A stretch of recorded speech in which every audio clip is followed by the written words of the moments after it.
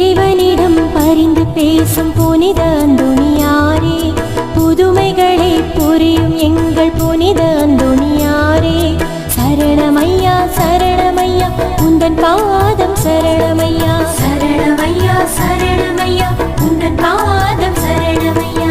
இறைவனிடம் பரிந்து பேசும் புனித